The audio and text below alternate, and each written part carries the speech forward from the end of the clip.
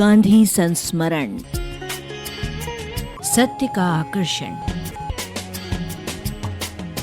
आप अपने व्यवहार तथा कला से हिंसक पशुओं को भी अहिंसक बना सकते हैं। ऐसी ही कला गांधी जी में थी। जो भी गांधी जी से मिला उनसे प्रभावित हुए बिना नहीं रह सका। गांधी जी में सत्य की ऐसी चुंबकीय शक्ति थी कि कोई भी उसमें बंधा चला आता था और सदैव के लिए गांधी जी का हो जाता था। सन 1925 में एक नवयुवक चीनी विद्यार्थी भारत आया और गुरुदेव रवींद्रनाथ की विश्व भारती में प्रविष्ट होकर वहां अध्ययन करने लगा।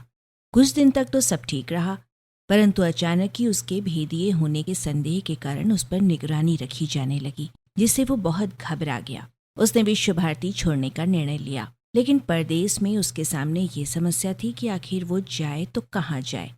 अंत में उसने गांधी जी को विस्तार से एक पत्र लिखा। उन दिनों गांधी जी कलकत्ता में थे। पत्र पढ़कर गांधी जी ने उसे मिलने के लिए बुलाया। उसके आने पर गांधी जी ने बड़े प्यार से उससे पूछा, शांति निकेतन में विदेशियों का सदैव स्वागत किया जाता है, उन्होंने तुम पर संदेह क्यों किया? क्या तुम भेदिए हो?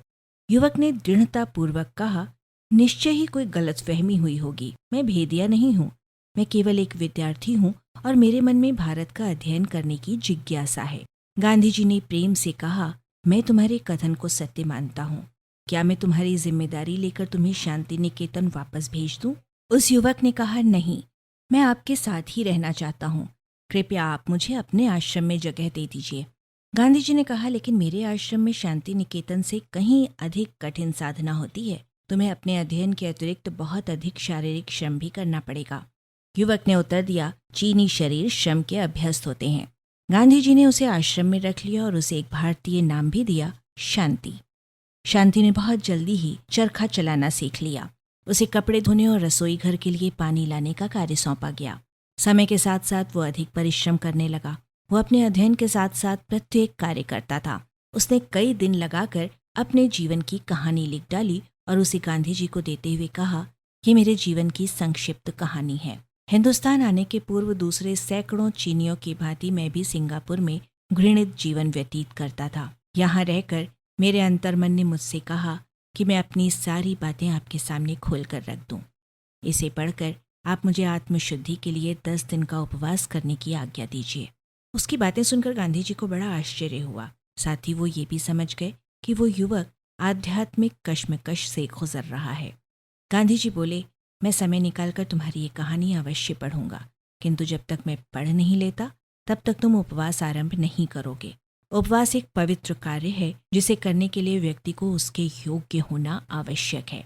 गांधी जी उस युवक की संक्षिप्त कहानी को पढ़कर उसकी स्पष्टता और निष्कपट आत्मस्वीकृति से बहुत प्रभावित हुए।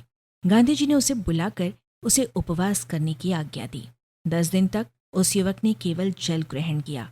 गांधी जी प्रतिदिन उसके पास जाकर 15-20 मिनट उससे बातें किया करते थे। 10 दिन पूर्ण होने पर युवक ने उपवास की समाप्ति पर कुछ प्रण किए। उन प्रतिज्ञाओं को 2 कागजों पर लिखा गया और दोनों पर शांति ने हस्ताक्षर किए और गांधी जी ने साक्षी के हस्ताक्षर किए। एक प्रति गांधी जी ने रखी और दूसरी प्रति शांति ने रखी। शांति को लगा कि उसके कंधों पर रखा बोझ उतर गया है। कुछ दिन बाद वो चीन लौट गया और वहां एक समाचार पत्र में संपादक के पद पर कार्य करने लगा। उसने अपना नाम शांति ही रखा। आप सुन रहे हैं रेडियो अर्पा।